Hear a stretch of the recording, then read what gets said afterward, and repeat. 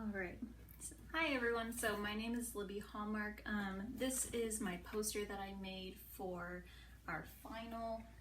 So I have two different sides. I have the gender role of women on one side, and then I have the gender role of men on the other side. So I'm gonna actually fold this in half so you guys can focus on just one side at a time. But the overall consensus is that obviously we have a gender role theory in society that has been socially constructed to where women are more focused on their emotions, while men, on the other hand, are more focused on emotionless. So I'll go into more detail about that in a moment. So to start with the women's side, the thing that I found the most was things being based on either femininity as what we define it at least. So whether that means heels or pink or women indulging in makeup or food, just things that are focused on their emotion.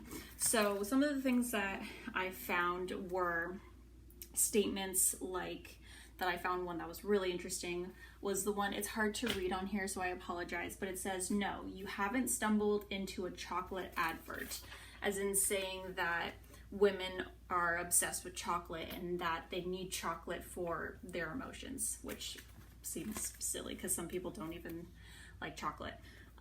So another one that I found really interesting was the ad that was for a show that's coming out.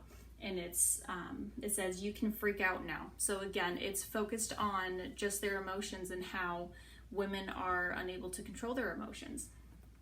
The other area that I found interesting was this photo right here, which I'm glad that it is an African woman and she is plus size. That is a rarity in its own. But in this case, she's literally on a mantle, a fireplace mantle.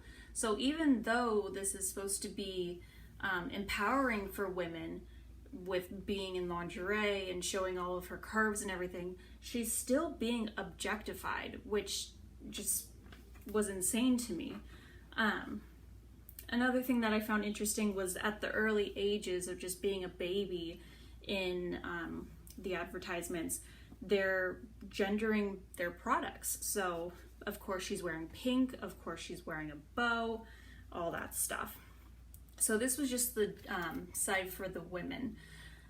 So a couple quick little statistics that I did in my my research was 1 out of the 30 ads that I looked at, there was not a single woman that was over the age of 40. So something that I noticed was that being young, not having any wrinkles, out of the 30 ads that I did, not a single person had wrinkles. So for women, enhancing their bodies and looking pristine and perfect is what society has constructed for us. And then again, so 11 out of the 30 were indulging in emotional eating or just emotions and how we're not able to control them. Then we have the men's side. So this side I actually found very interesting. Couple reasons. The first one being is that on the women's side, and even in the entire magazine, I didn't see a single photo of a man in, as what we define it, in the actual advertisements. On the men's side, however, there's plenty. I think I counted, 7 out of 30 women. 7 out of 30 of the advertisements had women in it. And it was all in a sexual matter. So as you can see, there's 1, 2, 3, 4, 5. And all of these were basically objectifying women or going towards masculinity and sex. So sex selling, or that men are supposed to want sex. So, and this has nothing to do with the ad itself.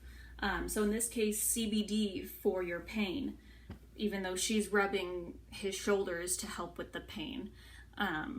It just was silly. So again, though, it has to do, the main consensus that I found in these advertisements were that men were supposed to be focused on hegemonic masculinity, which is basically the cultural idea of the manliest man.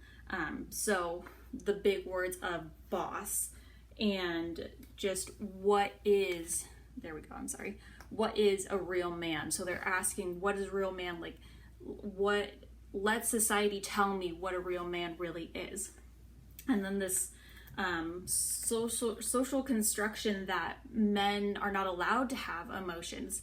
So we have a dog and it says man's best therapist, so it's almost like they're not allowed to have these feelings. And then same thing as for the women's side, gendered products. So something as simple as an oil is called beast, so just focusing on these masculinity and the hegemonic masculinity of men. So some of the quick little statistics that I found, again, so 7 out of the 30 ads that I picked, that's not even the entire magazine in a total. There was 7 women involved in it. Then I also found 28 out of the 30 advertisements. So 28 out of the 30, they were all fit and muscular. Again, the social construction that is what is required of a man. And then 26 of the 30 were focused on masculinity. So again, what is expected of a man. So again, that is my poster. Here's the full poster for you guys. On just gender roles and how it plays a part in our society. Again, my name is Libby Hallmark. Thank you so much.